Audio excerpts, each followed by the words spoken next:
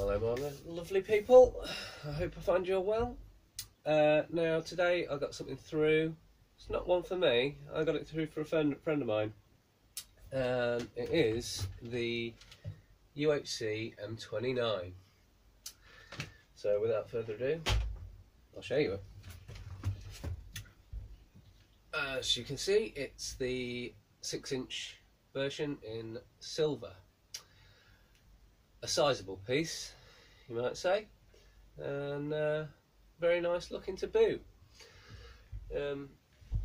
For its size, it's not overly heavy, but it's got a decent weight that I've shoved in the barrel here, but it probably do a bit more in the grip. I'm not sure if there's one in there because I haven't been looked into it, but yeah, it'd be nice with a bit more heft in the grip.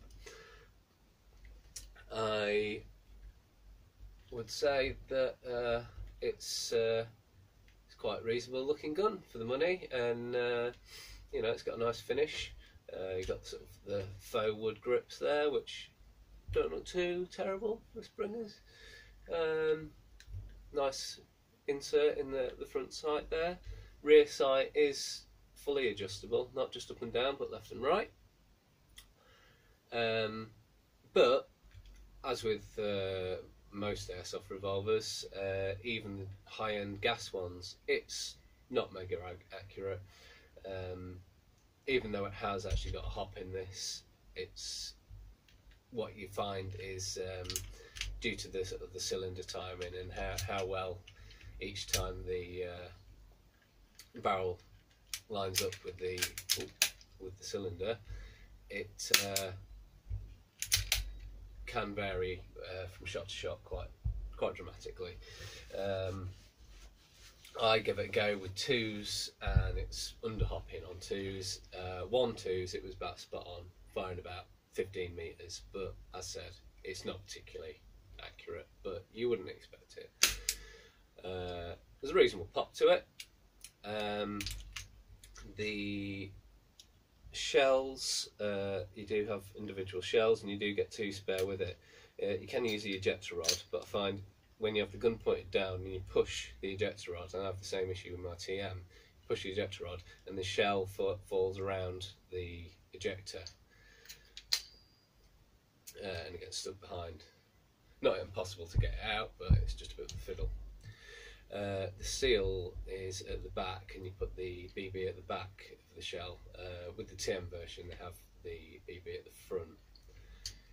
Personally, I'd say the BB at the front is a better design, really, because the issue you have with BB at the back, the BB has to travel through the shell, then it hits the barrel, then it hits the hop.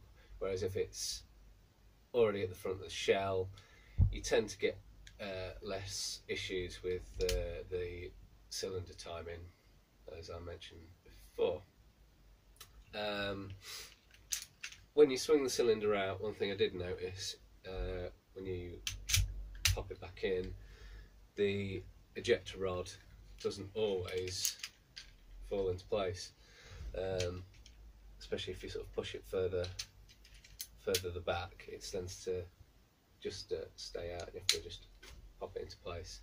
Not that it'll do it any damage, it's not a major thing really. But all in all, you don't get a revolver for fantastic performance or, you know, anything like that. You get them because they look good, and UHC have done a pretty good job really of making it look good.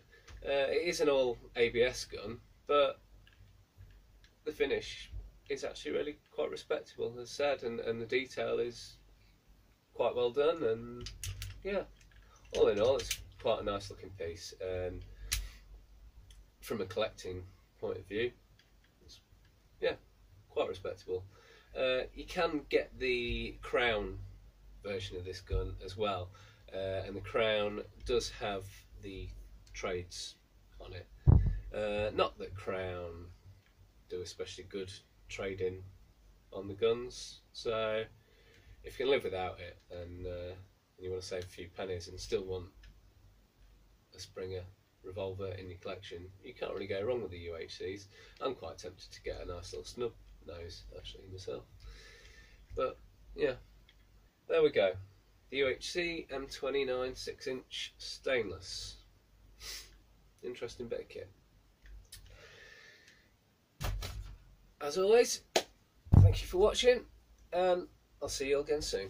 Cheers, guys.